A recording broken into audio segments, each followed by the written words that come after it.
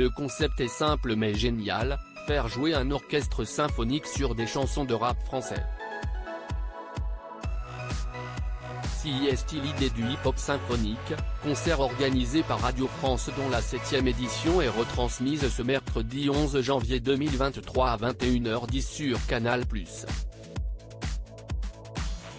L'événement a fait ses preuves mais a bien failli ne jamais exister.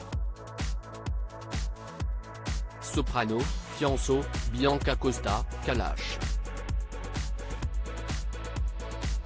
Jamais le hip-hop symphonique ne s'était payé le luxe d'une programmation musicale aussi fournie. Car en plus des 14 rappeurs et rappeuses et des musiciens de l'Orchestre Philharmonique de Radio France, cette 7e édition s'est enrichie de la présence de danseurs dont une danseuse étoile, d'un groupe de beatbox et même de la participation exceptionnelle de Jean-Pascal Zadi. Le 16 novembre dernier, le Grand Auditorium donnait rendez-vous à 200 chanceux pour un concert d'exception mais ouvrait également ses portes aux caméras, puisque l'événement est à retrouver ce mercredi 11 janvier 2023 à 21h10 sur Canal+. Preuve que le rendez-vous est devenu incontournable. Mais savez-vous qu'il a failli ne jamais exister ? Le grand écart artistique. Il faut dire que le concept du hip-hop symphonique a de quoi surprendre, rares sont les occasions pour des artistes hip-hop de se produire en présence d'un tel ensemble de musiciens classiques. Art noble d'un côté, populaire de l'autre, ce sont deux genres que l'on aime volontiers opposer, en misant sur ce qu'ils ont de plus incompatible dans leur histoire, leur code ou leur référence à la manière des très populaires films sexy dance ou street dance.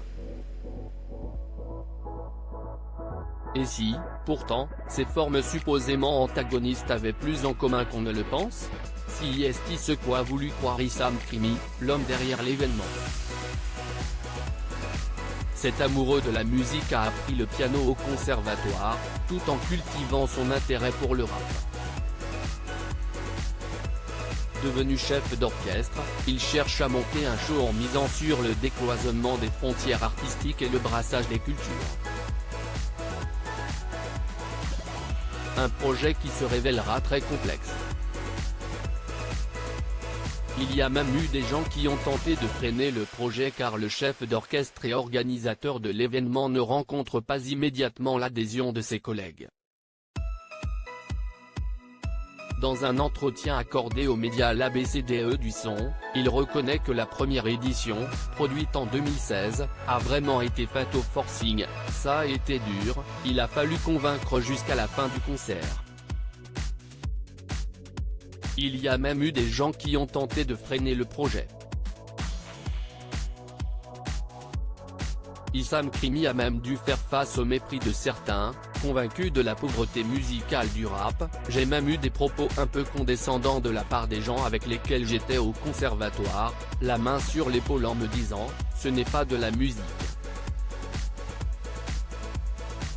Mais il assure que depuis le premier concert, l'état d'esprit a complètement changé. Quelques années plus tard, le projet est un succès unanime. À lire aussi Soprano raconte ses retrouvailles inespérées avec son premier enfant, né sous X quand il avait 16 ans.